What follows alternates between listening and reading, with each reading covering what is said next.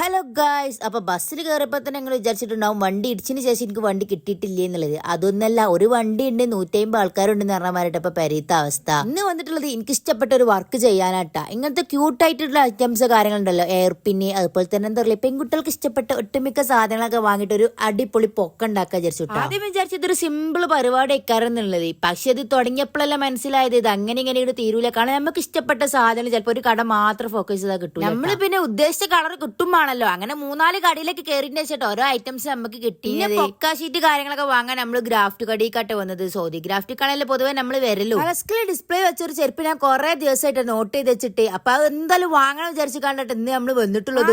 എന്റെ പൈസക്ക് ഞാൻ ഇഷ്ടപ്പെട്ട സാധനം വാങ്ങണത്. മറ്റേ നിങ്ങൾ വിചാരിച്ചു ഇഷ്ടപ്പെട്ട സാധനം വാങ്ങലില്ല എന്നുള്ളത്. അങ്ങനെയല്ല, സ്വന്തമായിട്ടുള്ള പൈസ, അതായത് ഇപ്പാനും ഇമ്മാനും ആശ്രയില്ലാതെ എന്റെ പൈസക്ക് ഞാൻ വാങ്ങിയതാണ്. എന്റെ പോസ്റ്റ് സ്റ്റോറി ഒക്കെ കണ്ടവർക്ക് മനസ്സിലായിട്ടുണ്ടാവും ഞാൻ ഏത് കളറാ ചെരുപ്പ് വാങ്ങിയത് എന്നുള്ളത്. അങ്ങനെ എന്തോ സമരമായിട്ട് പെട്ടെന്ന് 4 മണിക്കൊക്കെ കട പൂട്ടുണ്ട് ഇട്ടാ. അത് കഴിഞ്ഞ് നമ്മൾ വേറെ പരിക്ക് പോന്നീനെ. പിന്നെ ഒരു എൻഗേജ്മെന്റ് വർക്ക് ഉണ്ടായിട്ടാ, അതിന്റെ പരിപാടി ഒരു സൈഡിൽ നടക്കണ്ടേ. പിന്നെ നമ്മളെ പൊക്ക ഉണ്ടാക്കണല്ലോ, അത് നാളെ കൊടുക്കാനുള്ള ഒരു ഓർഡർ ഇനി. അപ്പൊ ഇതിന്റെ ഫൈനൽ ലുക്ക് എന്തായാലും ഞാൻ നാളെ കാണിച്ചു തരാം. ഇത് ചെയ്യുമ്പോ തന്നെ ഇതിൽ ഓരോ സാധനം നമുക്ക് എടുക്കാൻ തന്നെ പൂജ കണ്ടിട്ട് അത്രക്ക് നല്ല ഭംഗി ഉണ്ടേനി. അപ്പൊ ഇന്നത്തെ വ്ളോഗ് ബൈ.